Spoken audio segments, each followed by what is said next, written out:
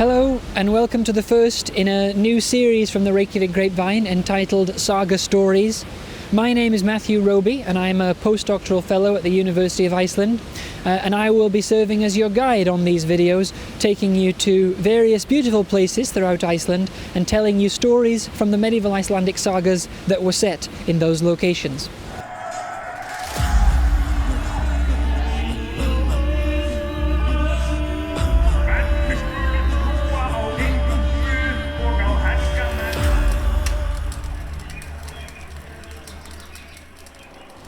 We're beginning with our first episode here at Þingvellir, which, as many of you will know, was one of the most important locations in medieval Iceland. This was where the Parliament was founded in 930 and continued to be held all throughout the Commonwealth period, and indeed after that point. The Althing was held here until 1798. When it was temporarily suspended, and then when it restarted again in 1845, it was then housed in Reykjavik. But the fact that it was founded in 930 makes it the oldest still surviving parliament in the world. But when it was held here between 930 and 1260s, which was when Iceland ceded power to Norway, it was sort of the seat of all judicial and legislative power in Iceland. All the chieftains from all around the country would descend on Þingvellir for 2 weeks every summer, where they would meet, discuss new laws, hear the old laws recited, settle legal cases, and perform all of the judicial and legislative duties that they needed to. It was a huge event. Estimates suggest that possibly up to 4,000 people would descend on Þingvellir during those 2 weeks, which made it something of a temporary capital city during when it was being held. During the Middle Ages, there were no towns in Iceland, but for the 2 weeks that the thing was being held, it was quite a well-populated area, and it wasn't just a place where people would be performing those legal formal duties. It was also a place where merchants and artisans would come to sell their wares to the assembled attendees, and it was also where people from all around the country would meet, renew or break alliances, and even arrange marriages. And so today we're going to be going over a few of the stories that take place here. Obviously, the thing is so important in medieval Iceland that very many of the medieval Icelandic sagas have scenes here, even if they are primarily set, in various other places throughout the country. But today we're going to be looking at 3 different stories from the sagas that took place here, which sort of showcase the various different activities which made the thing so very important in medieval Iceland. Some of the decisions that were undertaken here at the Althing had genuine national significance, and an excellent example of that is the Christianization of Iceland, which was decided upon at the Althing in the year 1000. This story is related in a number of sources, most notably the 12th century Íslendingabók and the 13th century Njáls Saga and Kristni Saga. Now, as the story goes, the Christian king Olav the Peacock came to power in Norway in 995, and as a Christian he sent out missionary expeditions to the Shetland Islands, the Orkneys, the Faroes, and to Iceland as well. Now, the missionary activity was met with some willingness by some of the chieftains and Icelanders, but was met with resistance and hostility by others. And in fact, for a few years there was significant conflict between the two sides, involving slanders made about each other's gods, killings. The missionaries were responsible for killing a few of the pagans, and there are a number of very interesting instances where Christian miracle is pitted against pagan magic to see which one will win out. Anyway, when it comes to the year 1000, both the Christians and the pagans arrive at the Althing, and both of them have a substantial force. And they come here to the Lögberg, and they declare themselves no longer bound to each other by law, which is a very serious development. And the Christians even elect their own law speaker. So there's already a pagan law speaker, Þorgeir Ljósvetningagoði, and the Christians elect their own law speaker, Þingvellir. So this is a very important thing, and it seems like tensions are mounting and violence could even break out at the thing itself. Now at that moment, according to one of the sources, Saga, a messenger comes from several kilometres south of Þingvellir to announce that one of the volcanoes there has erupted. And one of the pagans says, well, of course the volcano has erupted. The pagan gods are angry that Christianization might happen here. And one of the wise chieftains, Snorri Goði, quips that, I mean, Þingvellir is located on volcanic land, so what exactly were the gods angry about when they created all of this lava? So as I said, tensions are high and violence might break out. So to try and prevent this, the newly elected Christian law speaker, Þingvellir, approaches the pagan law speaker, Þorgeir Ljósvetningagoði, and asks him to arbitrate on the matter, which is obviously a risky move on his part, because as a pagan, Þorgeir will probably decide for the pagan side. But during this discussion, some money is also said to change hands in some of the sources. And very famously then, Þorgeir returns to his booth and puts his cloak over his head and lies down uninterrupted in deliberation. And he stays there for the rest of that day, all throughout the night, and then into the next day, deliberating on what he's going to do. And once he's finished, he summons everybody here to the Lögberg, or the Law Rock, which is where important announcements were often made at the thing. And he makes very impassioned speech about the importance of respecting the law and the importance of the rule of law and the obligations of law to one another to prevent conflict. And he gets both sides, who are here assembled at the Lögberg, the Christians and the pagans, he gets both sides to promise that they will abide by his decision. And they do so. And so then Þorgeir says that from now on, Iceland is going to be Christian. And rather famously, he bans some Christian customs, including the exposure of children, that's leaving children out to die, the worshipping of pagan idols, and the consumption of horse meat. Although the sources do say that Þorgeir said these things can be practiced in secret, and that continues for a few years apparently. But after that point, Iceland has been Christianized. And it was all done through deliberation and arbitration and the rule of law. And this is a very significant story, revealing just how much the Icelanders respected the law and valued it as a way of organising their society. Obviously, both sides were very invested in the subject. The Christians and pagans both wanted their side to win, but ultimately their respect for the law proved stronger. And they managed to avoid the kinds of violence which is seen in other Christianization contexts. And of course, the very other interesting thing about the story is the possible bribe that took place between Þingvellir and Þorgeir Ljósvetningagoði.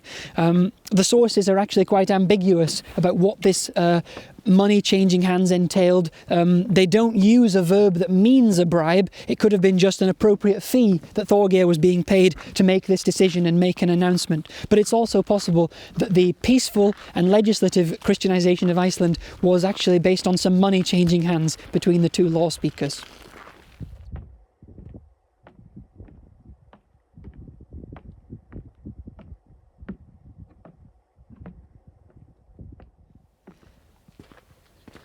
But not all of the decisions that were undertaken at the Althing had such national significance, and we now turn our attention to a story of a much smaller legal feud.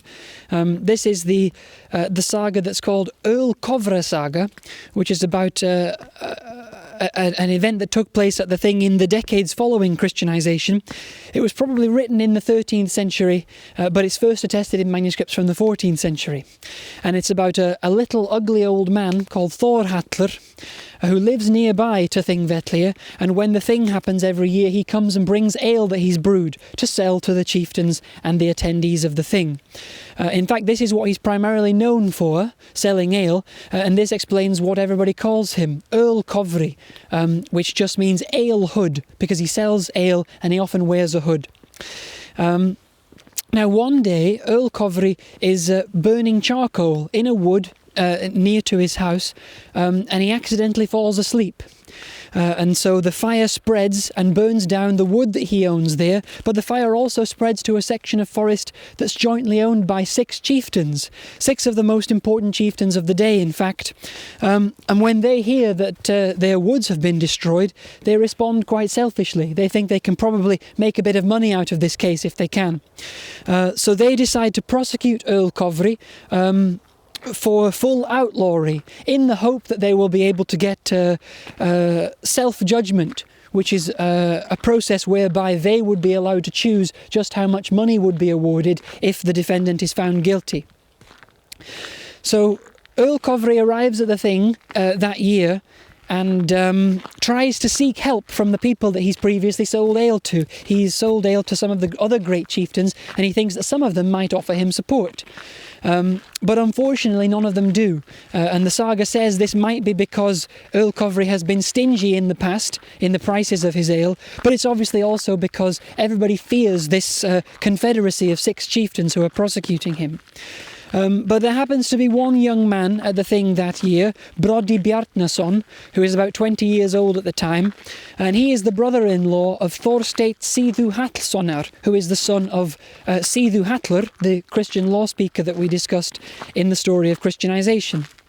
Now Brody can see that the chieftains are pursuing this case with great meanness and selfishness, victimising this old man who has very little means, very little authority and no support. So he decides that he will take on the case, and he manages to convince his brother-in-law Þorsteinn to support him as well.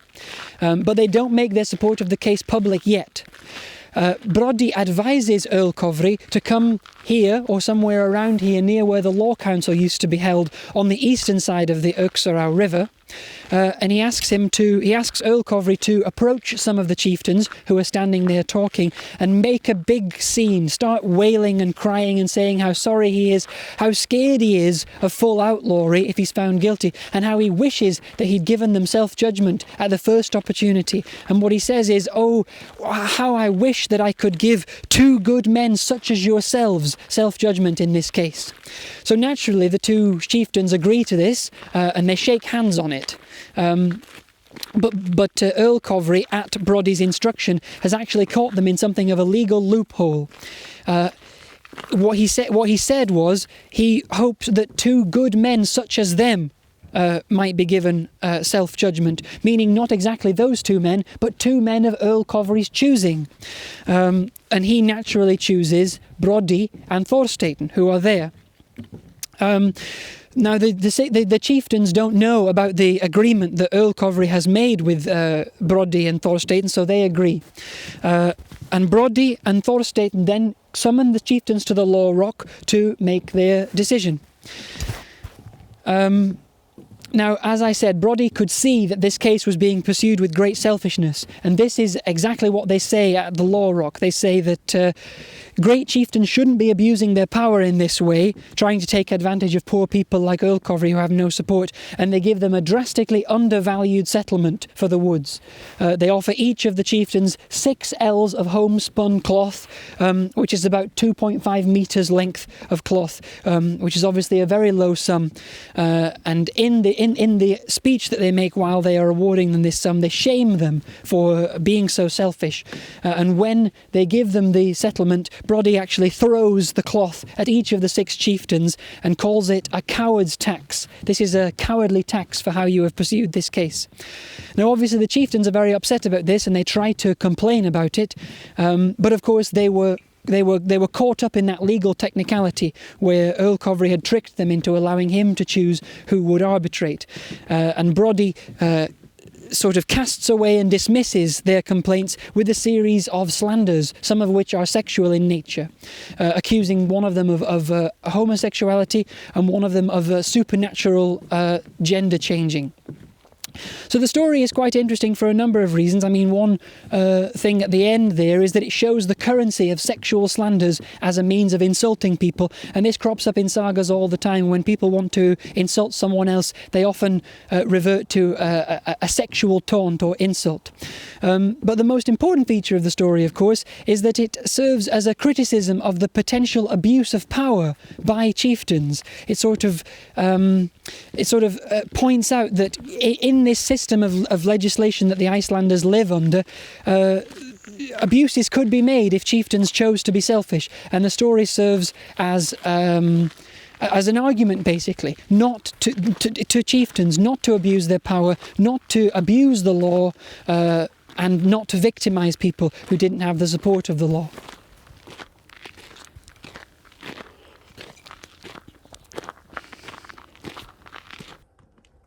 Finally, we move from the legal and judicial to the social and romantic. As I mentioned before, marriages were also arranged here at the Althing, and this is the story of one of those arranged marriages from Laxdæla Saga, a saga which was written in the 13th century, and the story that we're talking about right now takes place in the mid 10th century, before conversion took place.